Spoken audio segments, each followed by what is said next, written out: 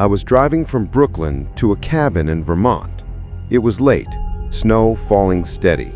I was headed to my friend John's place for a weekend of snowboarding. I had two vehicles then, a BMW and an old Ford F-150. That night, I was in the truck. I'd thrown my board and boots in the bed and hit the highway. It was about 1 a.m. The road was mostly empty, thick black sky, patches of trees, the kind of road that swallows light. I was roughly 45 minutes from John's cabin when the truck started acting up. I'd just gotten it back from a mechanic a few weeks earlier. It had always had issues. This night, it picked the worst time. The temperature gauge jumped, fast, into the red. The engine started to cough. I pulled onto the shoulder and let it idle. I popped the hood to look, but it was nearly impossible to see in the dark and the falling snow. I waited. I watched steam rise. After a few minutes, it cooled enough to try again. I eased back onto the road. I took it slow. The needle shot back into the red almost immediately. The engine heated up again. I pulled over, shut it off, and sat with the heater on. There was no cell reception. T-Mobile had nothing out there. I felt stuck. Cold seeped through the truck. I tried John's number a few times, just to leave a message. Then, finally, someone passed. A small Toyota. Headlights cutting through the snow. The car slowed and stopped. I put my hazards on, opened my door, and waved. The driver rolled his window down. He looked normal, mid-30s, I think. Heavy coat. He asked what happened. I said my engine was overheating and I couldn't get reception. I asked if I could use his phone. He handed it over without hesitation.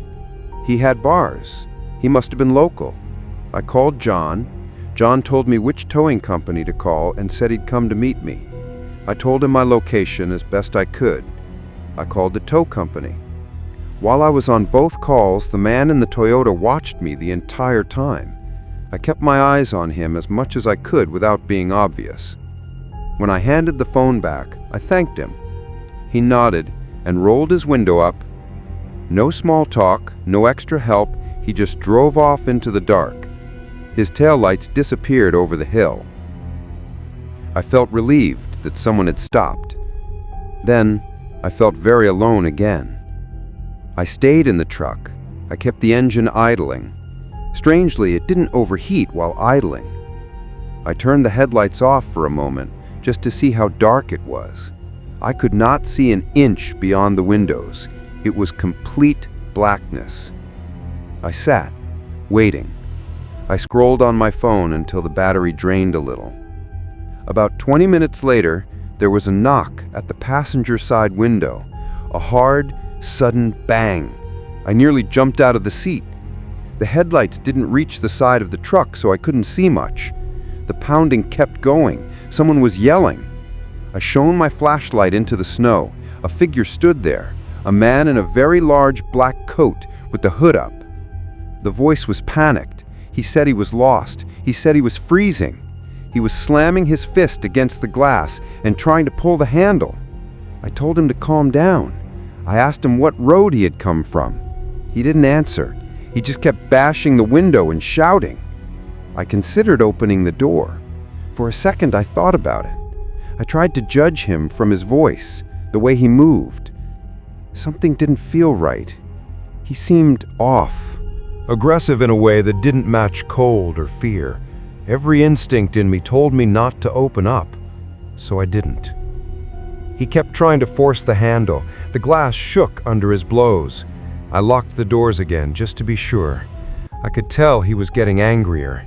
He kicked the side of the truck. He screamed for help. I could see the red blotches form on the snow-blown hood where his fists had hit. I put the truck in gear. I needed to get away and get to the tow. I pulled onto the road. When he realized I was moving, he slammed harder on the glass. I stepped on the gas. The engine protested. The temperature needle climbed. I didn't care. I drove up to about 30 miles per hour on that stretch. It felt impossible to slow down. As I crested the next hill, I saw taillights down below. The same Toyota. It was parked on the shoulder with all 4 blinkers on. I slowed and rolled down my window to see if the man was in the car. The Toyota looked empty. Snow had already started to gather along its trunk. The driver's seat was empty. I watched as my own taillights lit a trail of footprints in the new snow, one set leading up to my passenger door and then continuing past the Toyota and back into the trees. He had been both the Good Samaritan and the man outside my window. That cold realization hit me like a physical thing. He'd handed me his phone. He'd watched me call and tell people where I was. He'd given me the means to ask for help, and then he'd come back. I thought about what would have happened if I'd opened my door. I tried not to picture it for too long. I kept driving. The tow truck showed up like an answer to a prayer a few minutes later, headlights approaching from the other direction. I flashed my lights. The driver pulled over. He was friendly, quick. He asked what happened. I told him. He asked if the man had a weapon. I shrugged and said I hadn't seen one. He said, "All right, let's go quick." He moved with a practiced speed I appreciated that night. It took about 15 minutes to hook the truck up. The Toyota never passed us on the road while we worked. Maybe the driver turned back the way he came. Maybe he melted into the trees. I don't know. All I know is I left in the tow truck with the engine still hot in the bed. John met us at the body shop. They replaced a broken water pump. I sold the truck a few weeks later. I told the story a few times after that. Friends said I was lucky. Others said I was paranoid for not opening the door. But I kept thinking about that man, the one in the oversized black coat, the one who had been the first person to stop and the one who had tried to force his way in. It didn't add up to any harmless explanation. A couple of things stuck with me. Small details. The Toyota had a faded sticker on the lower passenger window, a yellow square with a black symbol. The man's coat had a long zipper with a metal pull the size of my thumb. He smelled faintly of diesel when he rolled the window down. He spoke with a cadence I couldn't place. These were meaningless details on their own. Together, they built a person in my head that was hard to ignore. Months later, after I'd sold the truck and life moved on, I opened a message I hadn't expected. It was from an unknown number. There was no text, only a single image. I remember the exact look of it, because I still have it saved. It's the only thing I kept from that night. The photo was grainy. Night vision, maybe? It was taken from outside my passenger window. You can see my side profile. I'm hunched over the steering wheel, shielded by the hood of my jacket. The dashboard clock reads 1:07 a.m. The fallen snow shows up like white flakes frozen in the flash.